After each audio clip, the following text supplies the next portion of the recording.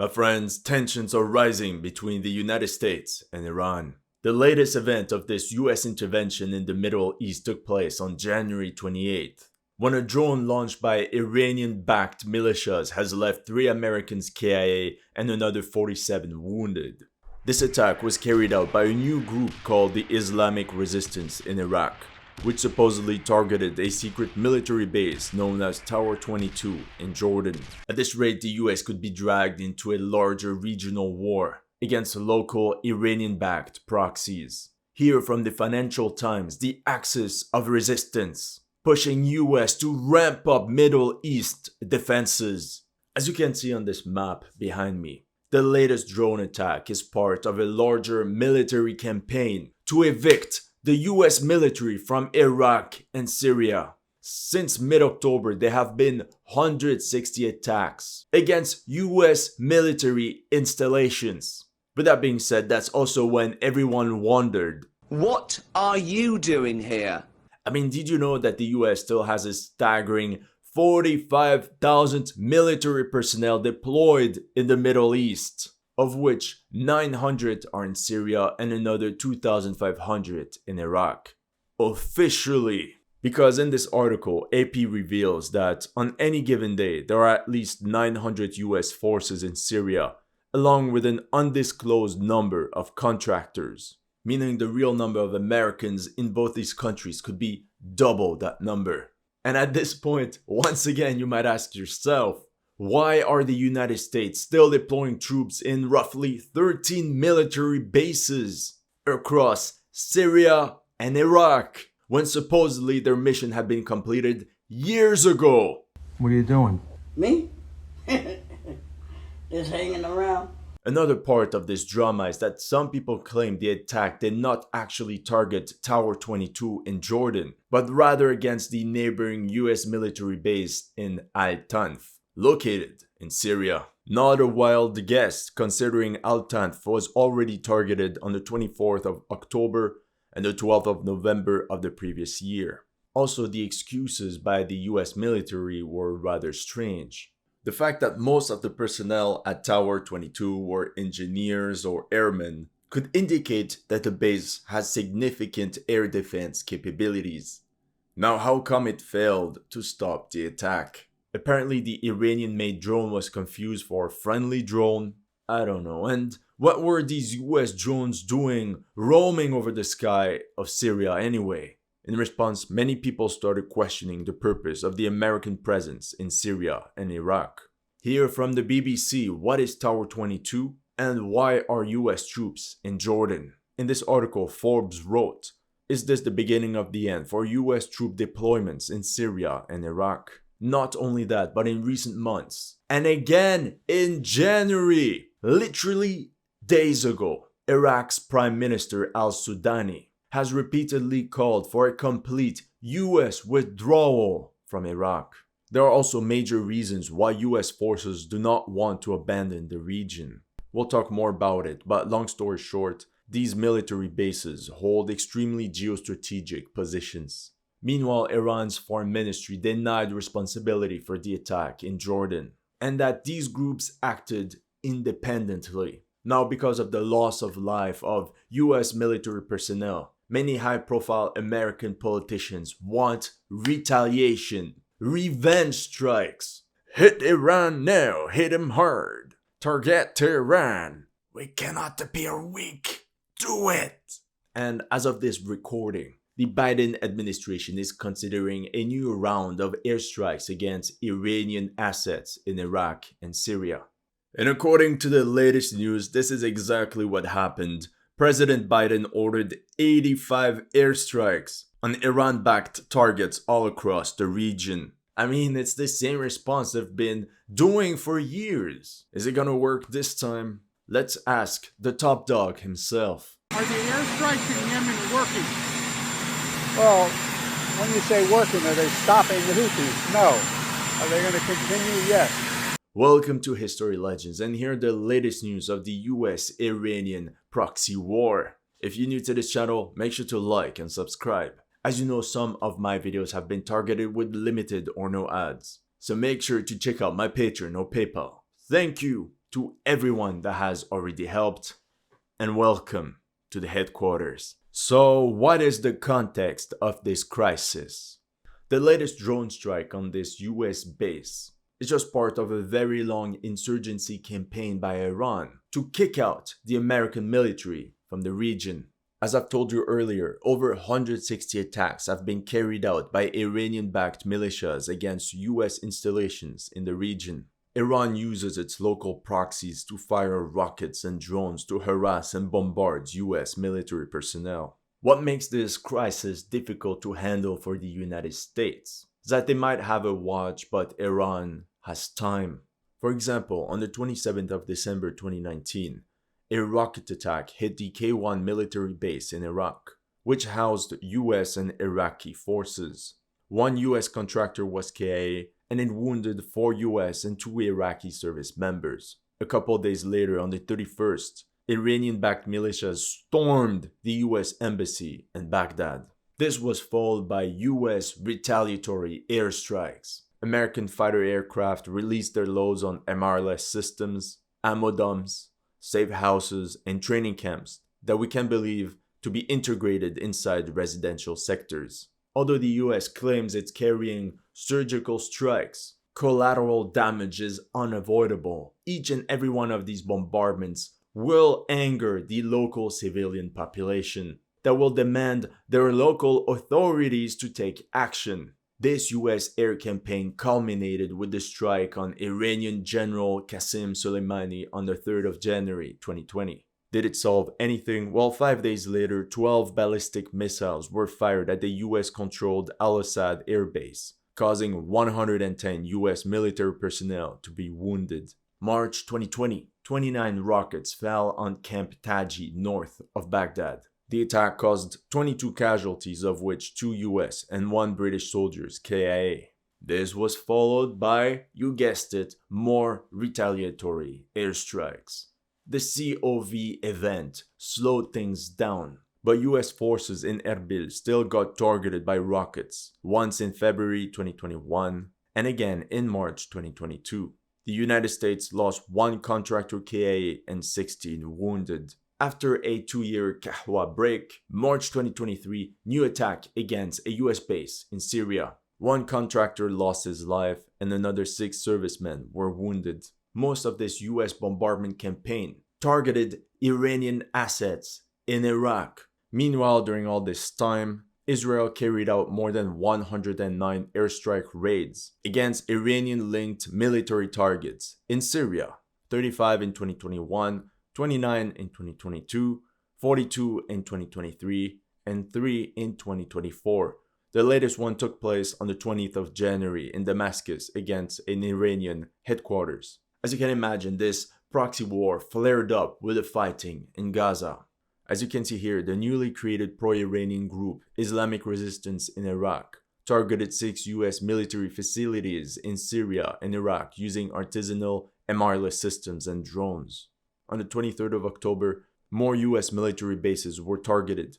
Al-Tanf, Al-Shaddadi, and Al-Omar in Syria were hit by drones. On the 15th of January, ballistic missiles were launched against the US consulate in Erbil, leaving 4 Americans killed and another 17 wounded. 3 days later, the Islamic Resistance of Iraq shot down a US MQ-9 Reaper drone in northeast Iraq.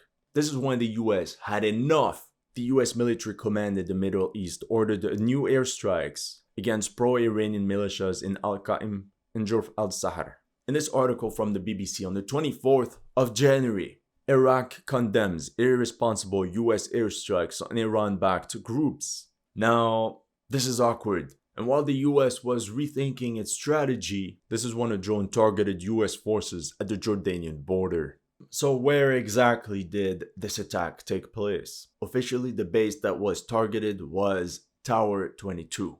This US installation that sits in the Jordanian desert is home to 350 military personnel. Now, it's positioned 1 kilometer from the Syrian border and 10 kilometers away from the Iraqi one. As you can imagine, this location is extremely strategic. But what's weird is that on Google Maps, we can zoom in and see the entire structure of this base. However, some experts believe that the real attack took place against Al-Tanf, another US base 20 kilometers to the north of Tower 22. But this one is inside Syria. Essentially, their claim is that the US wanted to blur the lines of its military presence in Syria to the public, and did not want people asking more questions such as, What are you doing here? and if we go on Google Maps, Al-Tanf is empty. It's literally desert. When we know that as of October 2023, the US greatly expanded the base. I mean, at this point, it has an outer wall, trenches, it's literally a castle. They should make a movie about this place and call it Sand Castle. What do you mean it's already taken? The Al-Tanf garrison houses between 100 and 200 US troops. Because of its secrecy, we can assume that most of them are special operatives. And that's where you might ask yourself, what are US soldiers doing there in the first place? Oh well, oh well, oh well. After withdrawing from Iraq in 2011, These are the last vehicles of the U.S. convoy out of Iraq. and waving everyone goodbye, US troops returned in 2014, this time to fight a new threat called the IS state. Oh shit, here we go again. Now, jokes aside, IS insurgents were not only spreading across Iraq but also throughout Syria, where they greatly expanded their holdings. Last night, on my orders, America's armed forces began strikes against ISIL targets in Syria. What started as simple no strings attached airstrikes naturally evolved into something deeper. I've decided to increase U.S. support for local forces fighting ISIL in Syria.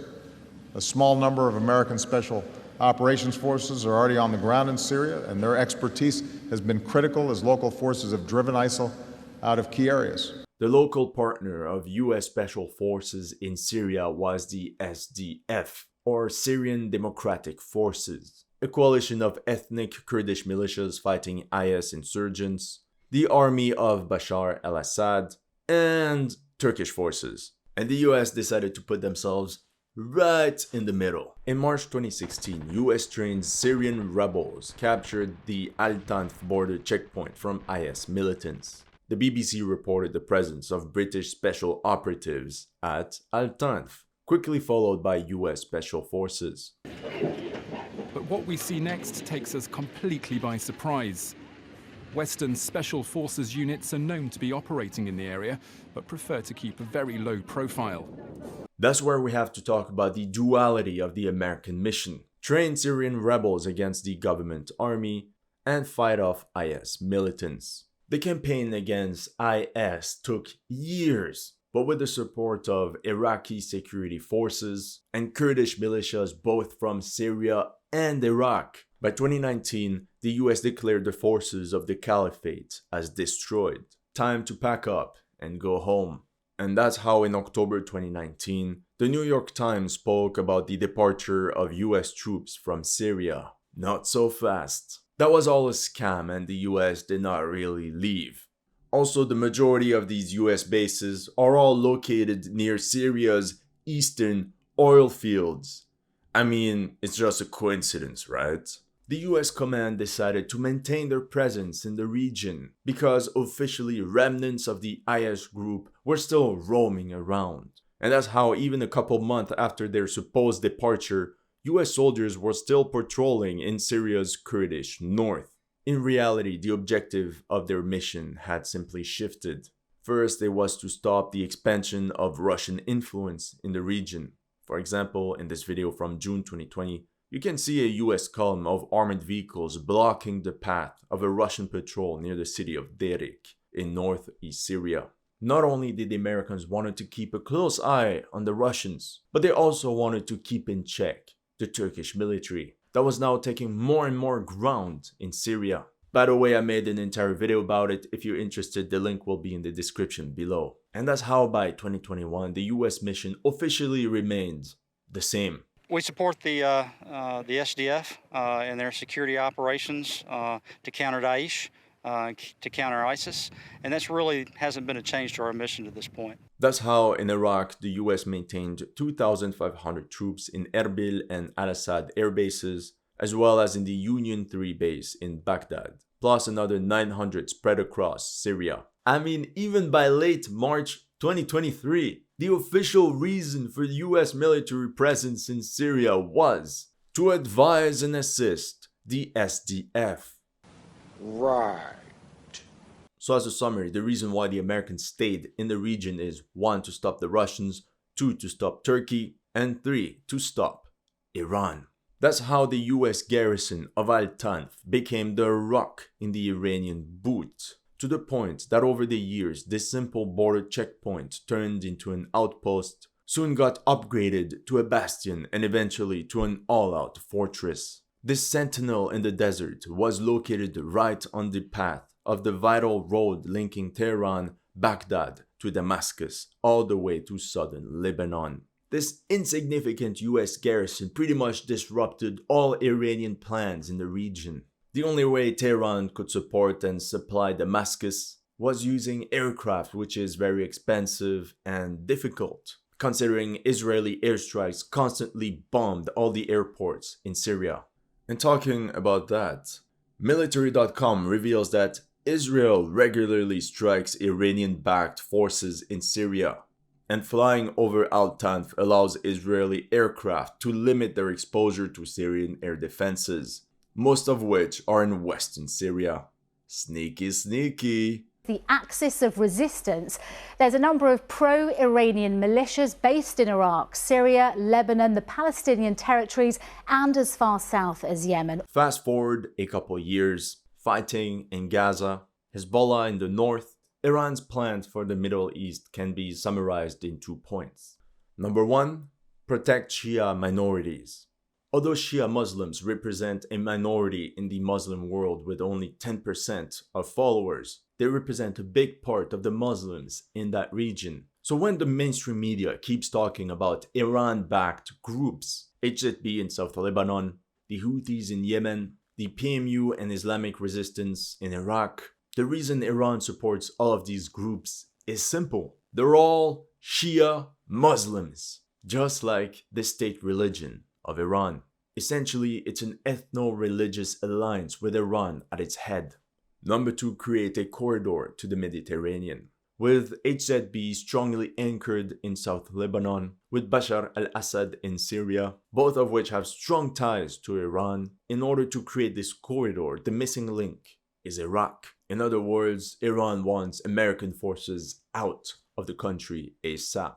Long story short, after the US occupation of Iraq, they started implementing democratic elections. Thing is, the Shia are not a minority like in the rest of the Muslim world, but actually represent 60% of the Iraqi population. And because of that, Iran has a lot of influence in the country. Naturally, because of the demographic weight of the Shia population, they win every election. And it's not a surprise that the current Iraqi Prime Minister al-Sudani is also a Shia Muslim. And that's how Iran is moving its pawns on this geopolitical chessboard. US-Iraq begin formal talks on winding down US-led military coalition, which is a euphemism because they're actually talking about a complete US withdrawal from Iraq. If that withdrawal indeed happens, the next logical step for Iran would be to get US forces to evacuate their bases in Syria. Not even all their bases, but really